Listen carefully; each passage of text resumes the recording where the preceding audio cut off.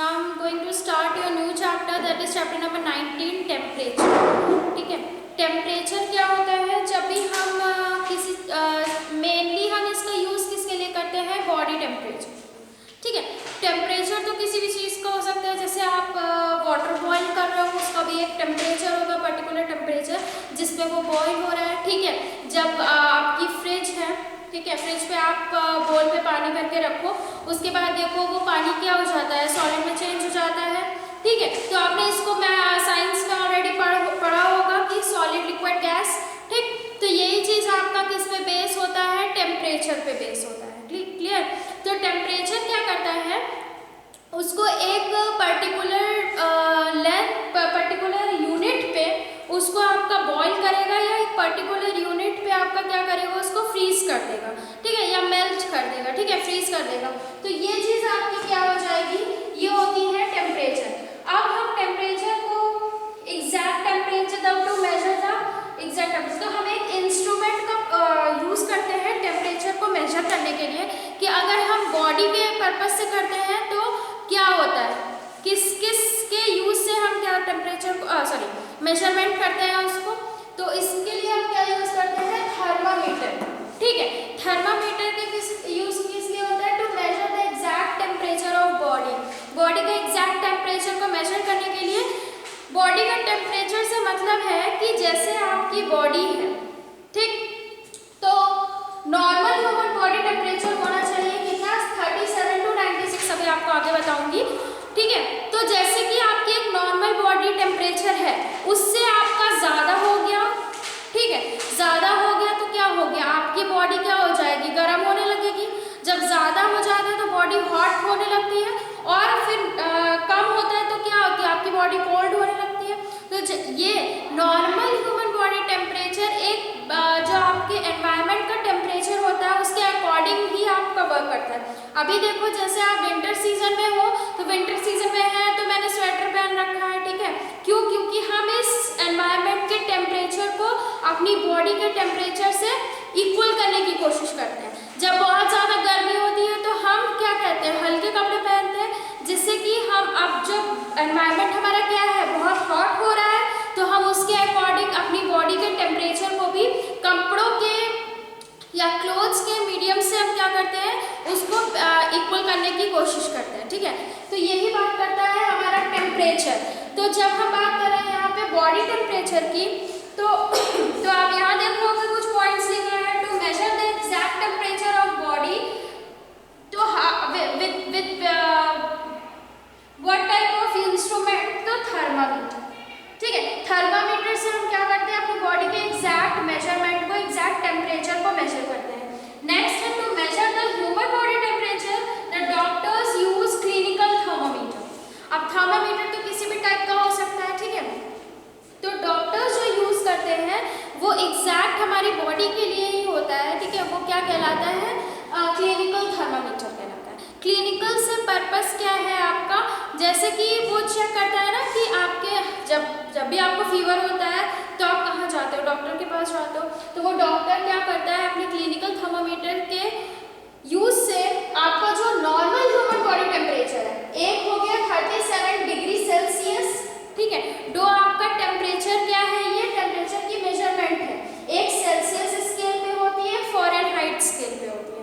ठीक, हमारा जो नॉर्मल बॉडी टेम्परेचर होता है वो अगर सेल्सियस स्केल पे देखेंगे तो 37 डिग्री सेल्सियस होता है, और फ़ारेनहाइट स्केल पे देखेंगे तो 98.6 डिग्री फ़ारेनहाइट होता है। क्लियर? डॉक्टर क्या करते हैं? अगर आपका बॉडी टेम्परेचर 37 होना चाहिए, 37 से बढ़ करके 48 हो गया, से बढ़ करके 104 हो गया, तो आपको क्या करना है? ये इंक्रीज करना है। जब इंक्रीज कर रहा है तो मीन्स आपका टेम्परेचर बढ़ रहा है। ठीक, कितना बढ़ रहा है वो आपका चेक करेगा क्लिनिकल थर्मामीटर। लेकिन डॉक्टर आपको क्या बताएगा? कि आपको फीवर हो रहा है, आपकी बॉडी गर्म हो रही है तो आपको फीवर हो रहा है। क्लियर? अब जब यही बॉडी आपकी कोल्ड होती रहेगी, ठीक, जैसे 37 से 21 से 22, तो आपकी बॉडी क्या हो रही है? इस एनवायरनमेंट को वो नहीं कर पा रही है। ठीक, और आप क्या पढ़ रहे हो? ठंडे पड़ते चले जा रहे हो। ठीक है, जब एक डेड बॉडी होती है तो उसका टेम्परेचर कम होता जाता है, क्लियर, क्योंकि वो उसके अंदर की जो अपनी एनर्जी है, अपनी सब कुछ है, वो क्या होती है, कम, अपनी गर्माहटनेस है वो क्या हो रही है, कम हो रही है। ठीक, तो क्लिनिकल थर्मामीटर के यूज से हम क्या करते हैं, चेक करते हैं कि हमारा बॉडी टेम्परेचर कितना ज़्यादा है, कितना कम है। नॉर्मल बॉडी टेम्परेचर आपका होना चाहिए 37 degree Celsius in the Celsius scale और 98.6 डिग्री फ़ारेनहाइट इन फ़ारेनहाइट स्केल। नेक्स्ट आते हैं सेल्सियस स्केल। देखो, एक होती है सेल्सियस स्केल, एक होती है फ़ारेनहाइट स्केल। ठीक है, सेल्सियस स्केल आपकी क्या होगी, सपोज ये आपका थर्मामीटर है, कुछ ऐसे शेप में होगा आपका थर्मामीटर। ठीक है, तो आपके यहाँ पे नंबर्स बने होते हैं जिससे आप अपनी मेजरमेंट करते हो, कुछ ऐसे टाइप से। ठीक है, तो ये मेजरमेंट स्टार्ट होंगे 0 डिग्री से। ये कौन सा है, सेल्सियस है, तो 0 डिग्री सेल्सियस, और हाइयर इसका होगा 100 डिग्री सेल्सियस। क्लियर, इसके बीच में 0 होगा, 10 होगा, 20 होगा, 30 होगा, 40 होगा, ऐसे ऐसे होगा। ठीक, अब बात करते हैं फ़ारेनहाइट स्केल की। दोनों मैं एक साथ बताने जा रही हूँ ताकि आप इजीली कंपेयर कर सको इसको। ठीक है, तो ये हो गया आपका फ़ारेनहाइट स्केल। फ़ारेनहाइट स्केल आपका क्या कह रहा है, ये हो गया थर्मामीटर कुछ इसी शेप का होता है। ठीक है, तो फ़ारेनहाइट स्केल आपकी क्या करेगा, फ़ारेनहाइट स्केल आपका जहाँ यहाँ पे 0 डिग्री है वहाँ पे आपकी स्टार्टिंग पॉइंट होती है 32 डिग्री फ़ारेनहाइट। ठीक, और जहाँ यहाँ 100 डिग्री सेल्सियस है तो यहाँ पे कितना होगा, 212 डिग्री फ़ारेनहाइट। इसकी मेजरमेंट 0 to 100 होती है। फ़ारेनहाइट स्केल की measurement 32 degree Fahrenheit to 212 degree Fahrenheit होती है। क्लियर, आप देखिए कोई भी लिक्विड है, सपोज हम वाटर लेते हैं, अगर वाटर 0 डिग्री सेल्सियस पे है, डिग्री सेल्सियस की बात कर रही हूँ, 0 डिग्री सेल्सियस पे है, तो वो क्या हो जाएगा, मेल्ट हो जाएगा, मेल्टिंग पॉइंट होगा, मेल्ट या फ्रीज हो जाएगा, फ्रीजिंग पॉइंट होगा, यानी वो क्या बन जाएगा, बर्फ बन जाएगा। ठीक है, आइस बन जाएगा। तो वाटर आपका है, अगर वो 0 डिग्री सेल्सियस पे है तो वो मेल्टिंग पॉइंट या फ्रीजिंग पॉइंट हो गया, अगर वो 100 डिग्री सेल्सियस पे है तो बॉइलिंग पॉइंट हो गया। वाटर जब बॉइल होता है तो वो कौन से डिग्री सेल्सियस पे होता है, 100 डिग्री सेल्सियस पे। जब फ्रीज होता है, आइस बनता है, तो 0 डिग्री सेल्सियस पे। क्लियर, यही सेम फ़ारेनहाइट के साथ होता है। अगर वाटर की ही हम बात करते हैं तो 32 डिग्री फ़ारेनहाइट इसका फ्रीजिंग पॉइंट है और 212 डिग्री फ़ारेनहाइट इसका बॉइलिंग पॉइंट है। यानी कि इसी चीज़ को अगर हम फ़ारेनहाइट स्केल पे देखेंगे तो 212 डिग्री फ़ारेनहाइट बॉइलिंग पॉइंट हो गया और 32 डिग्री फ़ारेनहाइट फ्रीजिंग पॉइंट यानी आइस बन गया। क्लियर हो गया है ये दोनों चीज़ें। अब देखिए सेल्सियस स्केल पे आपका डिफरेंस कितना होता है, 0 डिग्री सेल्सियस से 100 degree Celsius to 0 degree Celsius, यानी 100 का डिफरेंस। ठीक, अब जब हम बात करते हैं फ़ारेनहाइट स्केल का डिफरेंस कितना होता है, तो फ़ारेनहाइट का डिफरेंस मेजर करने के लिए आपको 212 माइनस 32 डिग्री फ़ारेनहाइट करना होगा, तो कितने की इक्वल हो जाएगा, 180। तो इसका डिफरेंस होगा, जहाँ इसका डिफरेंस सेल्सियस में 100 है वहाँ इसका डिफरेंस 180 होगा। क्लियर हो गया, ये आपकी हो गई सेल्सियस और Fahrenheit scale, freezing point, boiling point. ठीक है, सेल्सियस में 0 डिग्री सेल्सियस आपका फ्रीजिंग पॉइंट है तो 32 डिग्री फ़ारेनहाइट आपका फ्रीजिंग पॉइंट है। सेल्सियस में बॉइलिंग पॉइंट 100 डिग्री सेल्सियस है तो फ़ारेनहाइट में 212 डिग्री फ़ारेनहाइट। क्लियर हो गया, ये तो बात हो गई आपकी डिग्री फ़ारेनहाइट, डिग्री सेल्सियस की। ठीक, अब हम बात करते हैं अगर कोई वैल्यू आपको दी गई है डिग्री सेल्सियस में और आपको उसको कन्वर्ट करना है फ़ारेनहाइट में, तो हम कैसे कन्वर्ट करेंगे। देखिए फ़ारेनहाइट में दिया है आपको, डिग्री सेल्सियस में कन्वर्ट करने के लिए एक फॉर्मूला है यहाँ पे, degree Fahrenheit equal to 9/5 degree Celsius plus 32।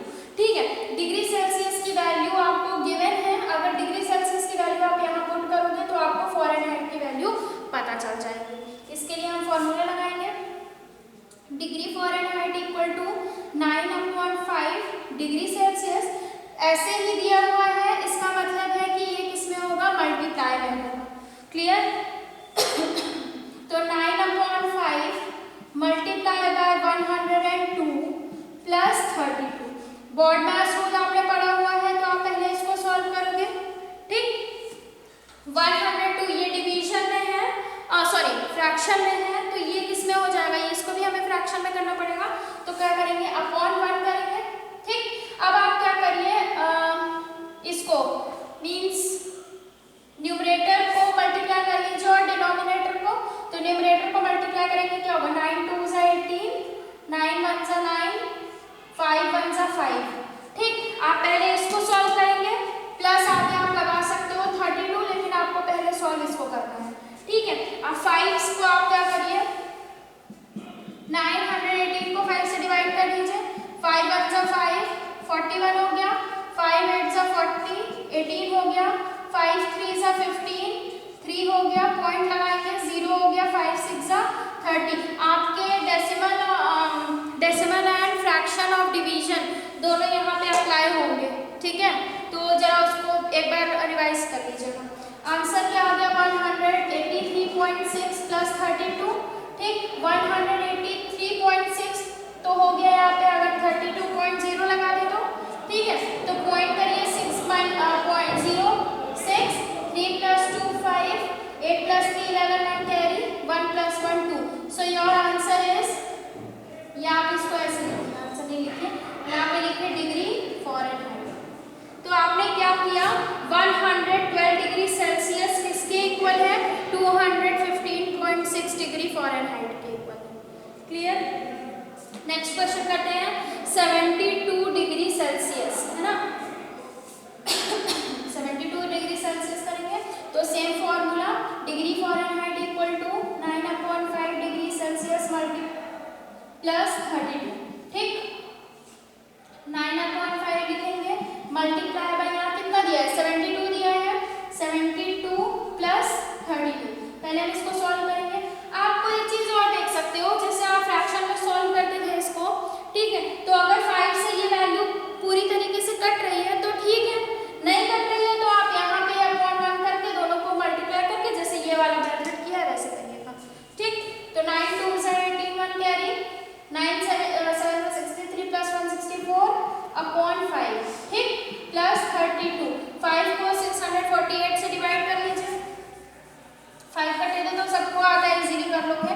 5 को 648 से, 5 1 सा 5 14, 5 2 सा 10 48, 5 9 सा 45, 3.0, 5 6 सा 30। हो गया आपका कितना, 129.6 प्लस 32.0। ठीक, 0.6 लगा देंगे, 9 plus 2 18, sorry 9 plus 2 11, 1 carry, 2 plus 3 5 plus 1 6, 161 degree Fahrenheit. Clear, अब बात करते हैं, ये तो क्या था, डिग्री सेल्सियस में दिया था आपको, फॉरेनहाइट में आपने चेंज किया।